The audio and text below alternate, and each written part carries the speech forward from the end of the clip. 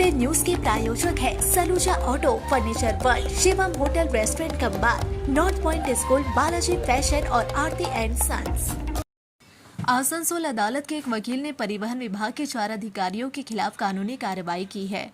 वकील का आरोप है कि आसनसोल के चौरंगी इलाके में परिवहन विभाग के कई अधिकारी बाहर के राज्यों से आने वाले वाहनों पर बिना वजह जुर्माना लगा रहे हैं। वाहन ओवरलोड न होने के बावजूद उन्हें ओवरलोड बताकर हजारों रुपए वसूले जा रहे हैं, और वह भी नकद।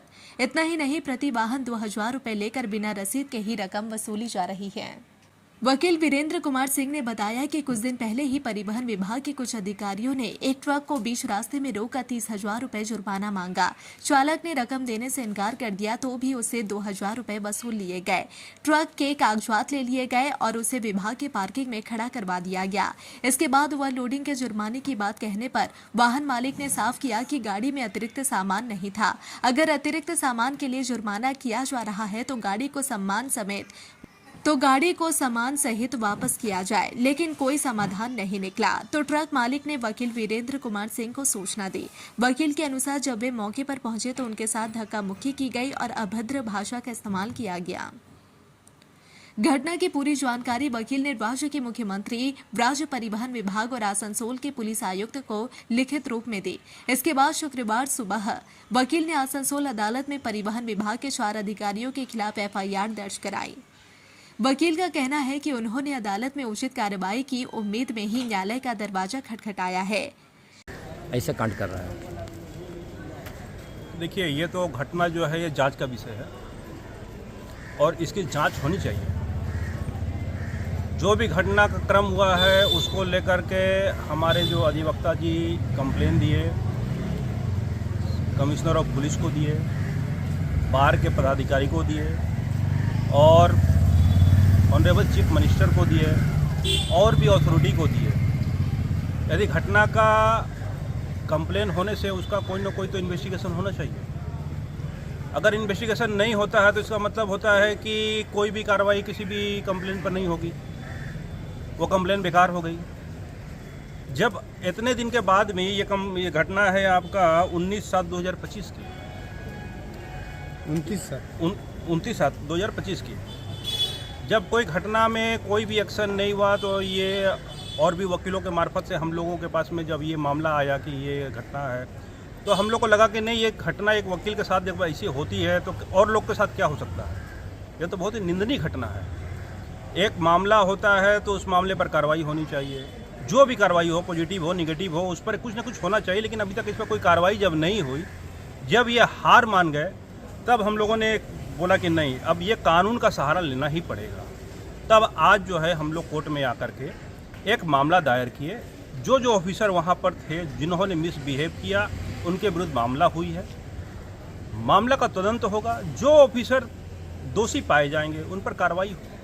तो मैंने धारा के अनुसार आरोप क्या लगाया कि देखिए, यहाँ पर तो 356 सब क्लाउज 1 है, 356 सब क्लाउज 2 है, 351 BNS के तहत लगाया गया है।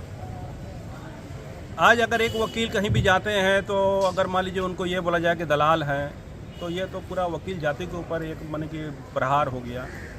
तो ये बोलने आप का काम करिए मत करिए एक अलग बात है। आप सीधे बोल सकते थे कि हम आपका काम नहीं करेंगे, लेकिन आप दलाल क्यों बोले? दलाल थोड़ी है।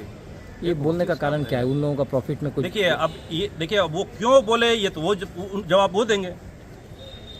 वो बोले हैं तो जवाब वो देंगे, हम क्यों देंगे उनका जवाब? हम क्यों देने जाएं? वो क्या समझ कर बोले हैं दलाल, तो उनसे पूछा जाएगा। अथॉरिटी उनसे पूछेगी कि वो दलाल किस लिए बोले, क्या वो दलाली किए, क्या किए, तो उनका जवाब तो वो देंगे। वो हमको बोले हम इससे परेशान हैं इसलिए हम कोर्ट में आए हैं कि हमें न्याय चाहिए। हमने कोर्ट को कहा कि हमको न्याय चाहिए। इस मामला का पूर्ण तदंत होना चाहिए और दोषी ऑफिसर को विरुद्ध में कार्रवाई होनी चाहिए। यही हमारी मांग है।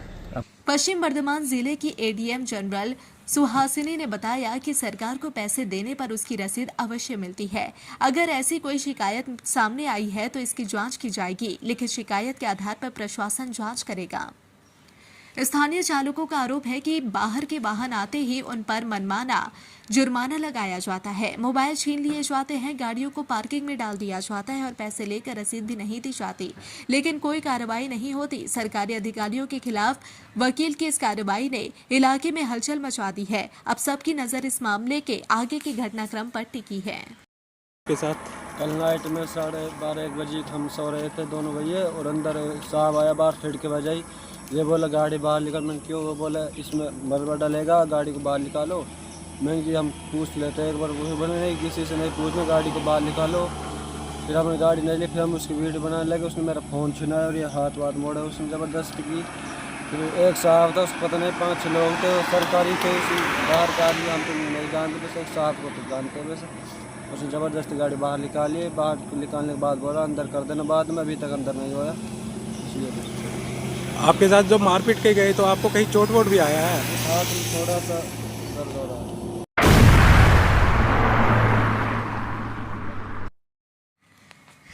दक्षिण बंगाल के सबसे बड़े व्यापारिक संगठन फोसबेकी के प्रतिनिधि मंडल ने संगठन के अध्यक्ष सचिन राय के नेतृत्व में बुधवार को आसनसोल नगर निगम में मेयर विधान उपाध्याय से मुलाकात की। इस दौरान प्रतिनिधि मंडल ने नगर निगम क्षेत्र की विभिन्न समस्याओं के समाधान के लिए मेयर को ज्ञापन सौंपा। संगठन ने आसनसोल, रानीगंज, जामुरिया, बाराकर, कुल्टी आदि क्षेत्रों में ट्रैफिक जाम और निकासी व्यवस्था की समस्या को प्रमुखता से उठाया। उन्होंने कहा कि दुर्गा पूजा से पहले इन समस्याओं का समाधान किया जाना जरूरी है।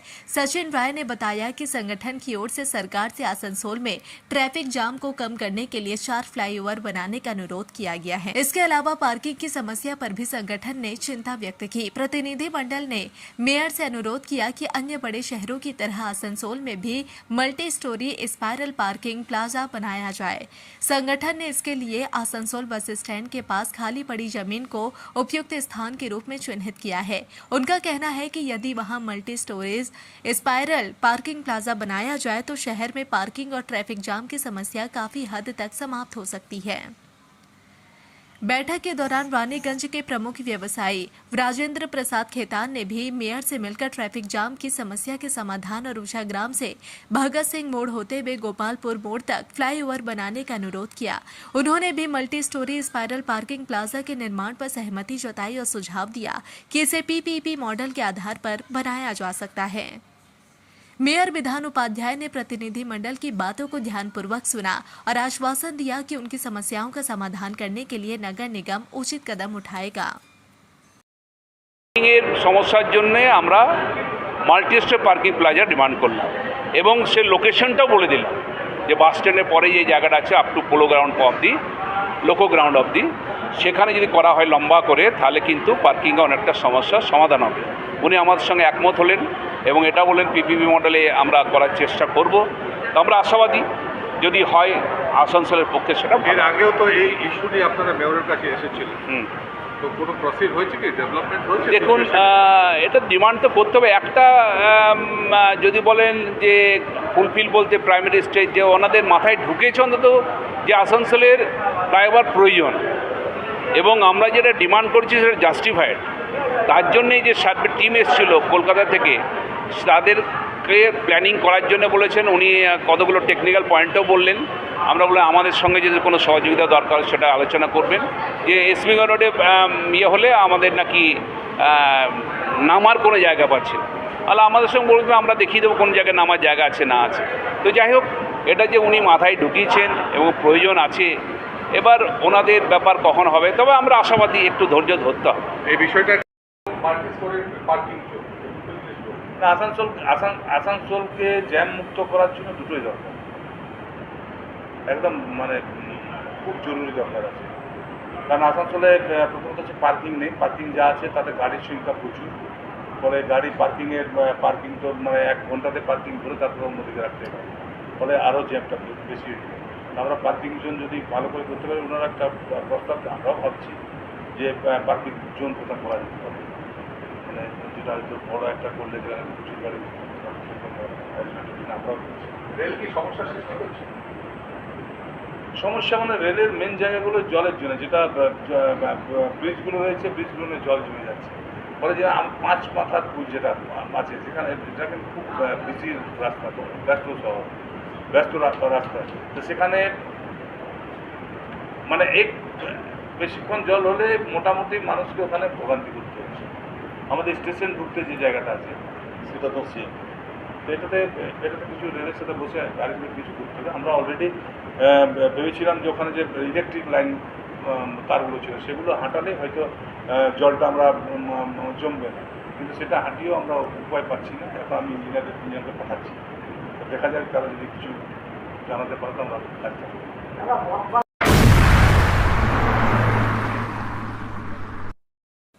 पश्चिम बंगाल राज्य AIMIM के नेता एवं पश्चिम वर्धमान जिला AIMIM समिति के अध्यक्ष दानिश अजीज के नेतृत्व में मंगलवार को एक प्रतिनिधि मंडल ने पश्चिम वर्धमान जिला मजिस्ट्रेट कार्यालय में पूनम्बलम S से मुलाकात की। इस दौरान पश्चिम बंगाल में उर्दू भाषा को स्थायी मान्यता देने की मांग की रखी गई। इस अवसर पर पश्चिम वर्धमान जिला AIMIM समिति के प्रतिनिधि मौजूद थे। प्रतिनिधि मंडल में मोहम्मद एजाज अहमद, मोहम्मद अनवर हुसैन, अतीफ मलिक, शोरत आलम, साजिद खान समेत कई जिला नेता शामिल थे।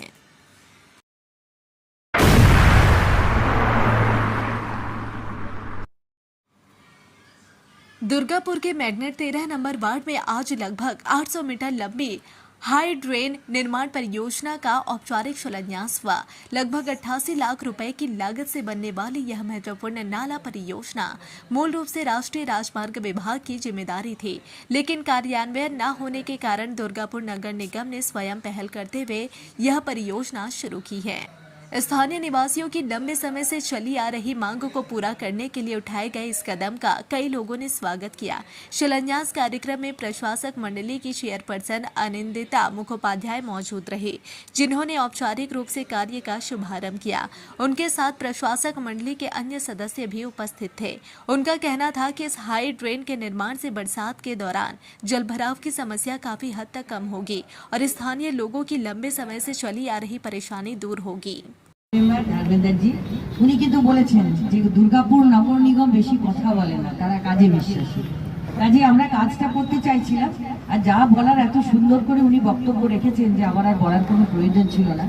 তবু এটাই বলবো যে দীর্ঘদিনের আপনাদের সমস্যা, দীর্ঘদিনের দাবি ছিল যে এখানে ড্রেনের নিকাশি ব্যবস্থা না থাকার জন্য আপনাদের অনেক কষ্ট সহ্য করতে হয়েছে।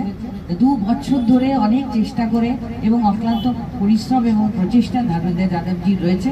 তার সঙ্গে অতি অবশ্যই যাদের কথা অনস্বীকার্য, আমার পাশে আছেন আমার এক্সিকিউটিভ ইঞ্জিনিয়ার সাহেব বিশ্বাস সাহেব, আছে ভাই অর্ঘ, এবং এই কাজটা যে পেয়েছে আমার ভাই পঞ্চম সিংকে আমি অনুরোধ করবো যে কাজটা যেন অত্যন্ত সুন্দরভাবে হয়।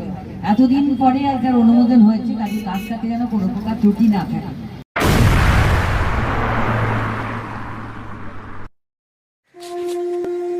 दुर्गा पूजा का त्योहार और फैशन में हो सबसे आगे। बॉयज, गर्ल्स, लेडीज, जेंट्स या फिर नन्हे मुन्ने बच्चे, हर किसी के लिए है बालाजी फैशन का धमाकेदार कलेक्शन। यहाँ मिलेगी हर तरह की स्टाइलिश साड़ियाँ, डिजाइनर सलवार सूट, मॉडर्न और पारंपरिक लहंगे, ट्रेंडी फैशन आउटफिट्स, सब एक ही छत के नीचे। और सुनिए, दुर्गा पूजा की खास मौके पर ढेर सारे आकर्षक नए नए डिजाइन के साथ आपके हर त्योहार को बनाएंगे और भी खास। तो देर किस बात की, आज आइए बालाजी फैशन में, Asansol GT road opposite Subhash institute. Balaji fashion हर घर की पहली पसंद, जहां फैशन और त्योहारों का जश्न मिलता है साथ साथ। संपर्क करें 034123000170। बालाजी फैशन, स्टाइल का नया नाम, हर त्योहार का असली रंग।